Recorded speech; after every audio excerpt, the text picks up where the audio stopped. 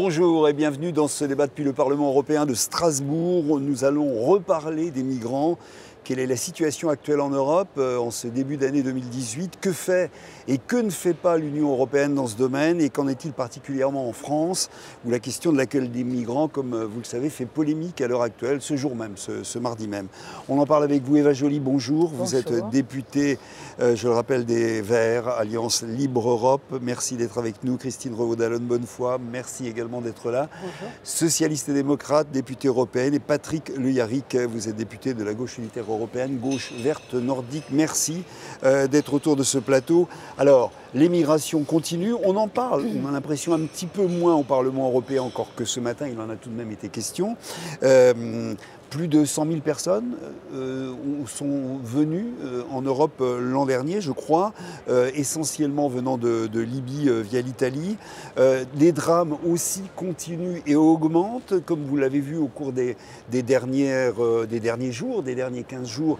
Il y a eu de nombreuses victimes au cours de plusieurs naufrages qui ont fait des dizaines de disparus en mer Méditerranée. Est-ce que vous avez l'impression que l'Europe prend vraiment la mesure de l'ampleur de ce phénomène des migrations et de la manière de les prendre en charge, Eva Joly? Alors, la réponse à cette question, c'est oui. Le Parlement européen a voté, il n'y a pas très longtemps, un nouveau texte, une réforme du règlement Dublin sous lequel nous vivons actuellement. Et le règlement Dublin a le grave défaut d'imposer aux pays où les migrants mettent le pied en premier de les garder. Dans le nouveau texte voté par le Parlement, c'est un très bon texte. Nous sortons de ce système. Il y a un mécanisme de relocalisation permanente et qui tient compte aussi des besoins des migrants, de leurs liens affectifs, des langues qu'ils parlent. Mais ce texte est bloqué au Conseil. C'est les États membres qui ne veulent pas discuter à partir de notre texte. Actuellement, c'est la présidence bulgare et les Bulgares, je pense, n'ont qu'une idée en tête, c'est de faire encore plus restrictif. Et le texte voté par la majorité démocratique de ce Parlement est tout simplement mis sous le bossu. Donc le Parlement, en l'occurrence les États, contre les votes et la volonté du Parlement européen. C'est ce que vous diriez également, Christine Revaud-Dallon? Le Parlement européen a joué le jeu depuis le début. Et on a réussi, rendez-vous compte, à trouver et avoir un texte ambitieux, voté avec la droite, de solidarité, de remettre en cause cette question du pays de premier accueil qui faisait qu'on ne pouvait pas réellement être effectif sur la solidarité. On a joué le jeu. On a voté ce texte le 19 octobre. Les États membres, les réunions qu'ils ont à chaque fois sur la question des réfugiés ou des migrants économiques, parce que ce n'est pas la même chose, même si ce sont tous des personnes qui ont besoin de notre accueil, s'intéressent qu'à une chose, la fermeture des frontières, la protection des frontières et les mesures d'éloignement et de reconduite. Donc nous avons l'approche de l'accueil et de notre obligation sur la question des réfugiés. C'est quand même la Convention internationale de Genève qui nous l'impose comme partout dans le monde. Et les États membres, la réponse c'est on va fermer nos frontières et comment on peut reconduire les personnes que nous ne souhaitons pas accueillir. Et quand j'entends sur le texte français le projet de loi Immigration-Asile qui ne reprend pas du tout les propositions européennes du Parlement, en détail, oui. Mais qui parle d'un texte équilibré où toutes les mesures sont liées à la répression et à la sortie et surtout pas à l'accueil, la responsabilité est immense. C'est la tendance générale, Patrick Le Yarrick, des États européens, ce blocage, ce refus finalement de prendre en compte même cette réalité des migrations à l'heure actuelle en Europe. Comment vous voyez les choses? Il y a un refus de fond qui est un refus politique, c'est-à-dire les gouvernements, dans leur diversité, sauf pendant la période où Mme Merkel a permis à un certain nombre de réfugiés de venir et de se former, s'installer en Allemagne, il n'y a pas d'effort pédagogique sur la question fondamentale qui est celle des droits humains et de la fraternité. Et donc à partir de ce moment-là, alors que nous avons une histoire terrible en matière de réfugiés dans le périmètre de l'Union européenne, mais au-delà, dans la grande Europe, on ne veut pas traiter convenablement, humainement, fraternellement, solidairement cette question, alors qu'on sait bien il y a de textes merveilleux sur le concept des réfugiés, notamment ce qu'a écrit Hannah Arendt, dans un moment totalement différent, mais qui un peu nous renvoie à des responsabilités un peu sombres aujourd'hui, je crois. D'autant que le nombre de réfugiés qui doivent être relocalisés dans les pays européens, soyons clairs, si on le compare au nombre de réfugiés qui sont accueillis dans des pays comme le Liban, comme la Jordanie, comme la Turquie, c'est quand même pas grand-chose pour cet immense continent riche, malgré tout, qu'est l'Europe. J'ai le chiffre, les 10 dernières années, pour toute l'Union européenne, les demandes déposées est moins de 1% de la population, moins de 5 millions. Donc, il n'y a pas de problème en réalité démographique. Nous pouvons parfaitement les accueillir. C'est une question de volonté et surtout que cette question est devenue à tort une question politique et une question d'identité nationale. Et donc c'est brandi comme épouvantail alors que c'est un problème que nous pouvons parfaitement régler. Et c'est surtout une illusion. La migration ne s'arrêtera pas. Les changements climatiques sont là et pour tous les pays africains sud du Sahel, les gens sont agriculteurs à 80%. Lorsque la température monte et que les pluies ne viennent plus, ils meurent de faim, il n'y a plus de récolte. Donc ces mouvements-là ne vont pas s'arrêter. Donc nous sommes bien obligés de faire avec et de trouver des solutions dignes. Et ces solutions dignes, je voudrais là parler un peu de l'Allemagne, où j'ai vu par exemple à Munich mes amis magistrats qui le soir vont à la gare accueillir les migrants en famille. Il n'y a pas un migrant dans les rues à Munich. C'est possible. On a l'impression que les positions qui étaient tenues il y a 2 ans maintenant, si je ne me trompe pas, par un petit groupe de pays européens, le fameux groupe de Visegrad qui était opposé à l'accueil des migrants, finalement devient majoritaire, en tous les cas par les idées et par les comportements politiques qu'il est en train de déterminer, de mettre en place. On a l'impression que ce petit groupe minuscule réussit finalement son coup. Ils ne sont plus tellement minuscules quand on voit l'Autriche, quand on voit la montée de l'AfD en Allemagne, mais c'est simplement, précisément, parce que l'Union européenne se met d'accord sur un processus d'accueil, de relocalisation, y compris à l'époque les États membres l'avaient signé, et puis après, ils s'en exonèrent. D'abord la Hongrie, puis la Pologne, et donc ça permet de démontrer que, vous voyez, sur les questions liées à la stabilité économique, l'Europe est intraitable, mais sur les questions de respect des propres mesures qu'on prend pour protéger les humains, et là, le laisser-faire est total et c'est possible. Donc du coup, ça donne des idées à tous ceux qui pensent qu'électoralement, ils ont des gains à avoir. Et c'est ce qui s'est passé en Autriche, quand on voit comment Kunz a gagné sur ces questions-là et qu'ensuite il a transformé l'essai avec ce gouvernement, avec l'extrême droite. Et ils vont quand même prendre la présidence de l'Union européenne en juillet si aucun État s'y oppose. C'est extrêmement grave ce qui se passe. Donc cette politique-là est une politique qui finalement renforce la mauvaise tendance du départ. On parle de solidarité, on parle d'accueil, etc. Qu'est-ce qu'il faudrait faire effectivement à l'heure actuelle pour que les politiques et aussi les mentalités changent de manière radicale? Parce que c'est de ça dont on a besoin aujourd'hui, Patrick Le Yarrick, en Europe. C'est ce changement-là. Oui, mais c'est une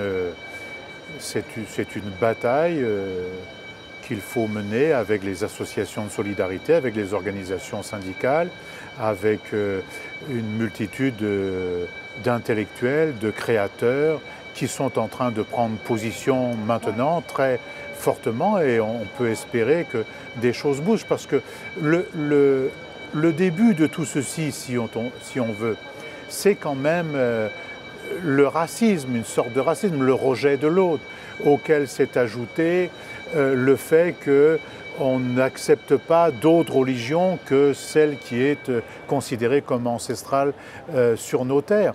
Et donc c'est un mélange, c'est une hégémonie culturelle négative qui nous arrive. Et tout ceci fait pression sur les gouvernants jusqu'à parfois les mettre en difficulté. Ce que dit... ce que tu viens de dire est parfaitement exact. Le mouvement général dans les pays européens, avec la montée des forces d'extrême droite, crée une ambiance et fait pression sur les gouvernements, quels qu'ils soient aussi. Il est quand même curieux aujourd'hui que dans notre propre pays, un ministre de l'Intérieur qui vient des rangs entre guillemets progressistes, ou en tout cas de la gauche, jusqu'à son entrée au l'actuel gouvernement, et même s'il avait des désaccords avec le Parti socialiste, il était mu par ses choix, ses valeurs humanistes. On voit qu'il est sur un chemin où il fait pire que ce que nous a toujours proposé la droite dans notre pays, à tel point que certains le disent. Quand M. Estrosi dit qu'il fait des choses que nous n'aurions même pas osé énumérer, il dit malheureusement une vérité et qui est inquiétante. Cette glissade permanente est inquiétante.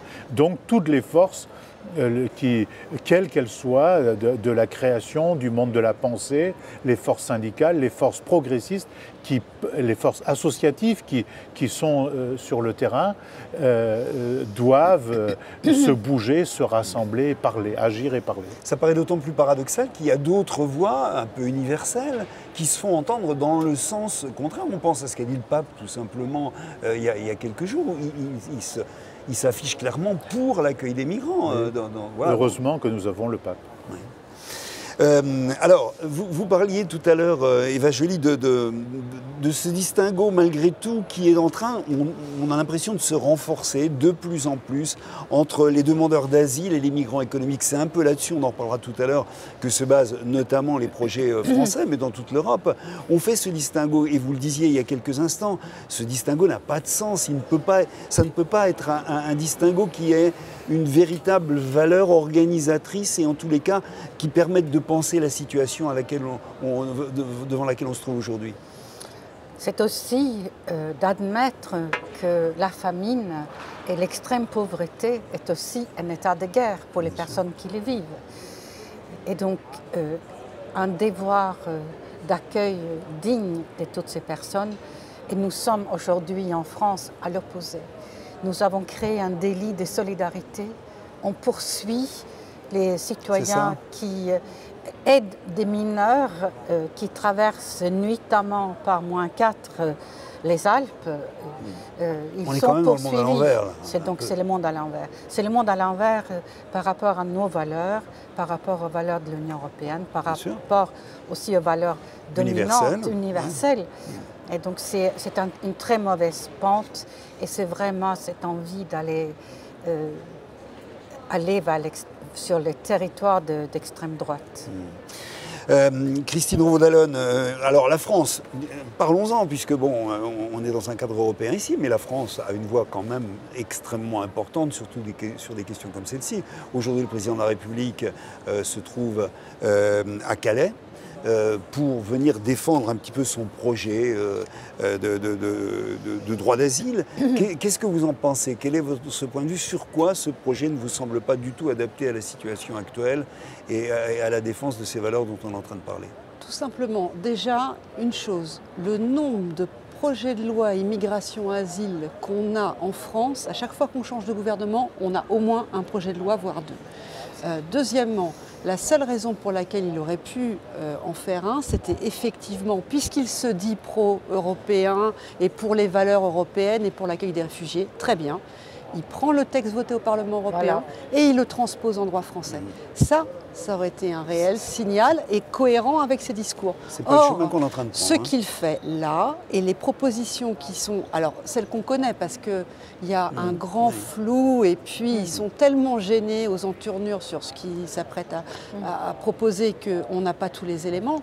Mais c'est, encore une fois, c'est pas sur la question du droit d'asile et de la protection des réfugiés, c'est sur tous ceux qui ne sont pas qui ne relèvent pas du droit d'asile et qui n'ont pas le statut de réfugiés, donc les les migrants, certains c'est pour des raisons économiques, d'autres c'est pour des raisons climatiques, parfois c'est plus complexe que ça, mais il n'empêche que ce n'est pas parce qu'ils ne sont pas réfugiés d'un pays en guerre tel qu'on la connaît au sens de la guerre martiale, qu'ils n'ont pas pour autant besoin d'être accueillis, d'être écoutés et de voir si ils ne peuvent pas rester dans le pays.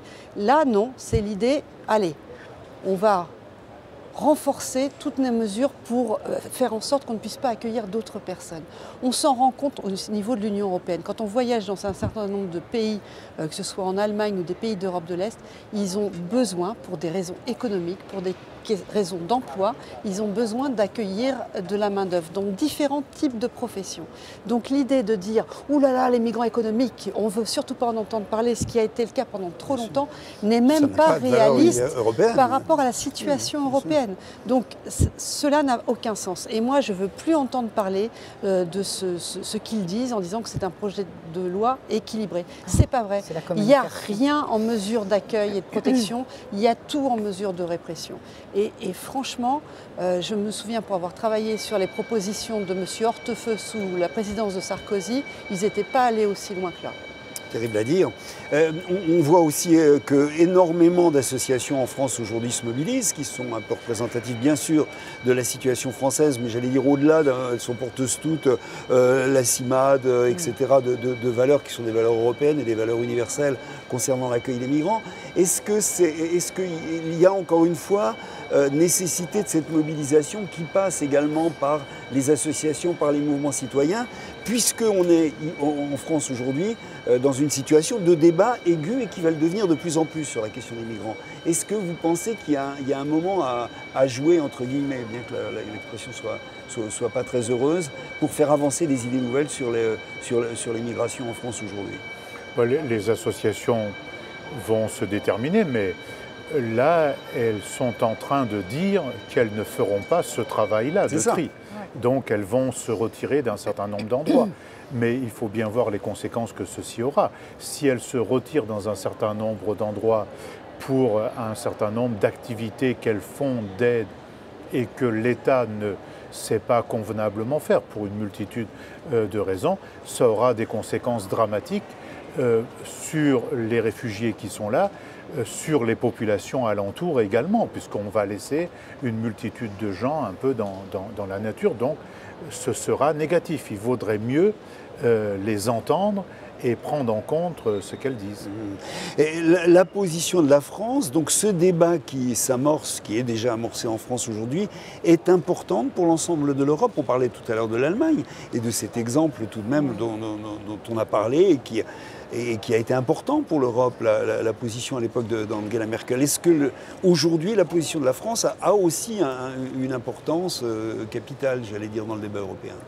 Je pense surtout qu'elle nuit à l'image traditionnelle de la France comme terre d'accueil et inventeur du concept de droits de l'homme. Donc c'est vraiment très, très décevant. Et je voudrais ajouter que c'est aussi une erreur économique, nous le savons. L'ONU a étudié le phénomène des migrations et ses conséquences économiques. Je me souviens d'un rapport, genre 210-11, par l'UNDP, qui s'appelait « Ouvrir les frontières » et qui concluait à ce que c'est un enrichissement du pays qui reçoit, qu'on mesure à un point de PIB, et également du point de départ, parce que les réfugiés renvoient dans leur pays. Donc c'est une situation de gain-gain, et c'est donc une position complètement doctrinale, idéologique, qui n'a pas de fondement économique. En réalité, nous accueillons les meilleurs éléments de ce pays, les jeunes dynamiques, formés souvent, dont nous avons besoin. Qui ont envie de travailler, qui ont envie de s'implanter, qui ont envie de faire une vie quelque part. Donc c'est une erreur et c'est totalement idéologique. Et c'est pour moi dramatique de voir qu'un ministre d'origine socialiste propose des brigades mobiles qui vont aller relever les renseignements personnels des migrants dans les lieux d'accueil. Ça nous rappelle vraiment des journées très très noires et j'ai envie de dire où sont passés les Nansen par exemple. Où sont passés les individus qui prennent la dimension du drame et essayent d'agir? C'est pas l'État français en tout cas.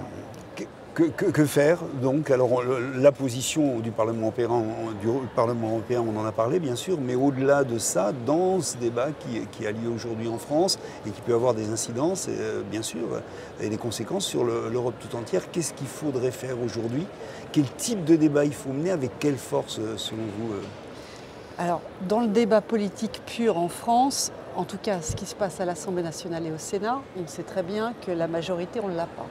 Et qu'En Marche, s'ils veulent aller jusqu'au bout de leur histoire, ils peuvent le faire. En revanche, et je pense que pour un certain nombre d'entre eux, ce que disent les associations, les citoyens qui sont profondément heurtés par ces propositions, c'est avec ce mouvement des citoyens et des associations qu'il faut faire avancer le débat et rappeler ce que font même des médias qui pourtant, il y a 6 mois, étaient encensés la présidence Macron et qui maintenant se rendent compte de la réalité des choses. Il faut que tout ce mouvement-là pèse dans le débat et qu'on puisse faire changer les choses. Parce qu'au niveau politique français, la majorité, nous ne l'avons clairement pas. Et on ne peut pas compter sur les Républicains emmenés par M.